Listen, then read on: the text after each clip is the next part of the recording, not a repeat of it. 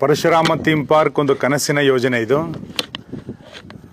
ಅತ್ಯಂತ ಪ್ರವಾಸೋದ್ಯಮದ ದೃಷ್ಟಿಯಿಂದ ವಿಜೃಂಭಿಸಬೇಕಾಗಿದ್ದಂಥ ಈ ಕ್ಷೇತ್ರ ನಾನು 2.5 ವರ್ಷದ ಬಳಿಕ ಇಲ್ಲಿಗೆ ಬರ್ತಾ ಇದ್ದೇನೆ. ಅತ್ಯಂತ ಮನಸ್ಸಿಗೆ ವೇದನೆ. ಒಳಗೆ ಬರಬೇಕಾದ್ರೇ ಒಂದು ಪಾಳು ಬಿದ್ದಂಥ ಪರಿಸ್ಥಿತಿ ಈ ಪರಶುರಾಮ ಥೀಮ್ ಪಾರ್ಕಿಗೆ ಆಗಿರುವಂಥದ್ದು ಅತ್ಯಂತ ದುರ್ದೈವದ ಸಂಗತಿ. ಯಾವ ಕನಸನ್ನು ಇಟ್ಟುಕೊಂಡು ಈ ಯೋಜನೆಯನ್ನು ನಾವು ಆರಂಭ ಮಾಡಿದ್ವಿ, ಆದರೆ ಇವತ್ತು 2.5 ವರ್ಷದ ಬಳಿಕ ಇಲ್ಲಿಗೆ ನಾನು ಬಂದಾಗ ಅತ್ಯಂತ ಮನಸ್ಸಿಗೆ ನೋವಾಗುತ್ತೆ. ನನಗೆ ಮಾತ್ರ ಅಲ್ಲ, ಇಲ್ಲಿ ಬಂದು ನೋಡುವಂಥವ್ರು ಎಲ್ಲರಿಗೂ ಕೂಡ ಮನಸ್ಸಿಗೆ ನೋವಾಗಲೇಬೇಕು. ಇಂಥ ಲೈಟಿಂಗ್ನಿಂದ ದೀಪಾಲಂಕಾರದಿಂದ ಕಾರ್ಯಕ್ರಮಗಳಿಂದ ಜಗಮಗಿಸಬೇಕಾಗಿದ್ದಂಥ ಪರಶುರಾಮ ಥೀಮ್ ಪಾರ್ಕನ್ನು ಅಸೂಯೆಯ ಕಾರಣಕ್ಕೆ, ರಾಜಕಾರಣದ ಕಾರಣಕ್ಕೆ, ಸರ್ಕಾರದಿಂದ ಹಣ ಬಿಡುಗಡೆ ಮಾಡಿಸ್ದಲ್ಲೇ ವಿವಾದಗಳನ್ನು ಮಾಡಿ ಇದೊಂದು ನಿರ್ಜನವಾದಂಥ ಪ್ರದೇಶವನ್ನಾಗಿ ಮಾಡಿದಂಥ ಕೀರ್ತಿ ಏನಾರಿದ್ರೆ ಅದು ಕಾಂಗ್ರೆಸ್ಸಿಗರಿಗೆ. ಹಾಗಾಗಿ ಇವತ್ತಿನ ಇಡೀ ಪ್ರದೇಶವನ್ನು ನೋಡಿದಾಗ ಅತ್ಯಂತ ಬೇಸರ ಆಗುತ್ತೆ, ದುಃಖ ಆಗುತ್ತೆ. ಈ ರೀತಿಯಾದಂಥ ಪರಿಸ್ಥಿತಿ ಒಂದು ಪ್ರವಾಸೋದ್ಯಮದ ಯೋಜನೆಗೆ ಬರಬಾರ್ದಾಗಿತ್ತು.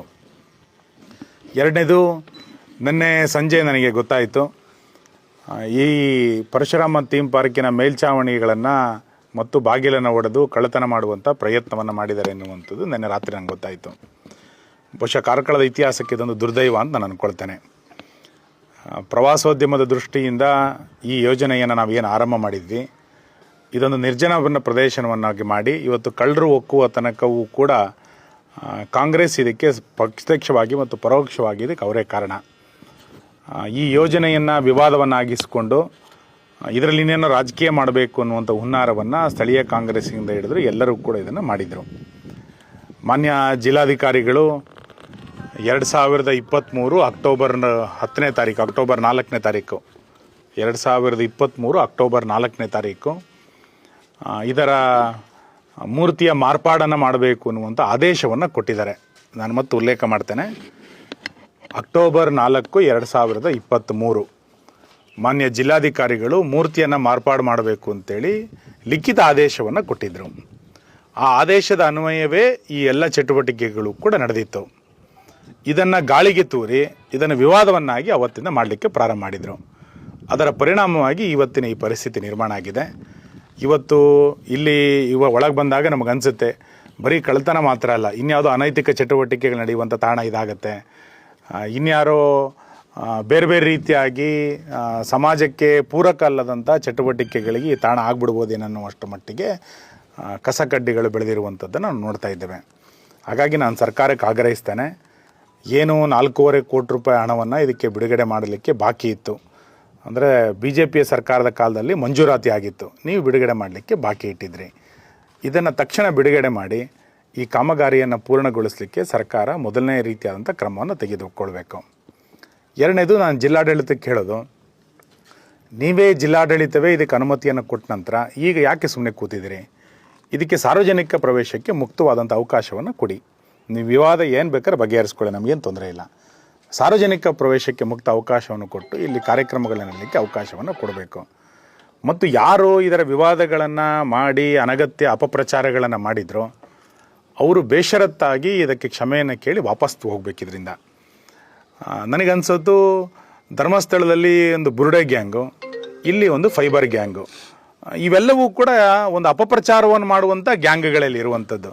ಅದರ ಪರಿಣಾಮವಾಗಿ ಈ ಪರಿಸ್ಥಿತಿ ಇವತ್ತು ಇಲ್ಲಿ ನಿರ್ಮಾಣ ಆಗಿದ್ದು ಅಂತ ನಂಗೆ ಅನಿಸುತ್ತೆ. ಹಾಗಾಗಿ ಇನ್ನೂ ಸಾರ್ವಜನಿಕರ ತಾಳ್ಮೆ ಕಟ್ಟೆ ಹೊಡಿಲಿಕ್ಕಿಂತ ಮುಂಚೆ ಸರ್ಕಾರ ಎಚ್ಚೆತ್ತುಕೊಳ್ಬೇಕಾಗಿರುವಂಥದ್ದು ಅಗತ್ಯ ಇದೆ. ನಾನು ಶಾಸಕನಾಗಿ ವಿವಾದಗಳಾದಂಥ ಸಂದರ್ಭದಲ್ಲಿ ಸುಮ್ಮನೆ ಇದ್ದೆ, ಬೇರೆ ಬೇರೆ ಸಂದರ್ಭಗಳಲ್ಲಿ, ಯಾಕೆಂದರೆ ಎಲ್ಲವೂ ದಾಖಲೆಗಳ ಪ್ರಕಾರ ನಡೆದಿದ್ದು, ಯಾವುದೂ ಬಾಯಿ ಮಾತಿನಲ್ಲಿ ನಡೆದಿರೋದಲ್ಲ. ಇವತ್ತು 2.5 ವರ್ಷದ ಬಳಿಕ ಇಲ್ಲಿಗೆ ಬಂದಾಗ ಅತ್ಯಂತ ನೋವಾಗುತ್ತೆ. ಇಂಥ ಪ್ರಾಜೆಕ್ಟನ್ನು ಕಾಂಗ್ರೆಸ್ಸಿಗರು, ಕಾರ್ಕಳದ ವಿರೋಧಿಗಳು ಈ ರೀತಿಯಾದಂಥ ಪರಿಸ್ಥಿತಿ ಮಾಡಿಬಿಟ್ರಲ್ಲ ಅಂತ ನಮಗೆ ಅನಿಸ್ಲಿಕ್ಕೆ ಪ್ರಾರಂಭ ಆಗಿದೆ. ಹಾಗಾಗಿ ಸರ್ಕಾರ ಇದಕ್ಕೆ ತಕ್ಷಣ ಮಧ್ಯಪ್ರವೇಶವನ್ನು ಮಾಡಿ ಕ್ರಮವನ್ನು ಕೈಗೊಳ್ಳಬೇಕು ಅನ್ನುವಂಥ ಆಗ್ರಹವನ್ನು ನಾನು ಮಾಡ್ತಾ, ಯಾರು ಇದರ ಹಿಂದೆ ತಪ್ಪಿತಸ್ಥಿದ್ದಾರೆ ಅವ್ರ ಮೇಲೆ ತಕ್ಷಣವಾದ ಕ್ರಮಗಳನ್ನು ಕೈಗೊಳ್ಳಬೇಕು. ಭಾಳ ಆಶ್ಚರ್ಯ ಮತ್ತು ವಿಚಿತ್ರ ಏನು ಅಂತ ಕೇಳಿದರೆ, ಪರಶುರಾಮ ವಿವಾದವನ್ನು ಸೃಷ್ಟಿ ಮಾಡಿದಂತಹ ಪರಶುರಾಮ ಅಭಿವೃದ್ಧಿಯ ಸಮಿತಿಯೇ ವಿಸರ್ಜನೆ ಆಗಿದೆ. ಈಗ ಸಮಿತಿ ವಿಸರ್ಜನೆ ಆಗಿದೆ. ಇವ್ರು ಯಾರೋ PL ಹೋಗ್ತೀನಿ ಅಂತ ಹೇಳ್ತಾರೆ, ನಾವು ಅಭಿವೃದ್ಧಿಯ ಪರ ಅಂತ ಹೇಳ್ತಾರೆ. ಒಂದಕ್ಕೊಂದು ಸಂಬಂಧಗಳಿಲ್ಲದಂಥ ಪರಿಸ್ಥಿತಿ. ಹಾಗಾಗಿ ನಾನು ಸರ್ಕಾರವನ್ನು ಆಗ್ರಹ ಮಾಡುವಂಥದ್ದು, ಜಿಲ್ಲಾಡಳಿತ 2023ರಲ್ಲಿ ಏನು ನಿರ್ಧಾರವನ್ನು ತೆಗೆದುಕೊಂಡಿತ್ತು ಅದನ್ನು ಅನುಷ್ಠಾನ ಮಾಡುವಂಥ ಕಾರ್ಯವನ್ನು ಮಾಡಲಿ. ನಮ್ಮದು ಹೊಸ ಬೇಡಿಕೆ ಏನಿಲ್ಲ. ಜಿಲ್ಲಾಡಳಿತ 2023ರಲ್ಲಿ ತೆಗೆದುಕೊಂಡಂಥ ನಿರ್ಣಯ, ಆ ನಿರ್ಣಯದ ಪ್ರಕಾರವೇ ಇದು ಮುಂದುವರಿಬೇಕು ಅನ್ನುವಂಥ ಆಗ್ರಹ ನಾನು ಮಾಡ್ತಾ, ಸಾರ್ವಜನಿಕ ಮುಕ್ತ ಪ್ರವೇಶಕ್ಕೆ ಅವಕಾಶವನ್ನು ಕೊಡಬೇಕು.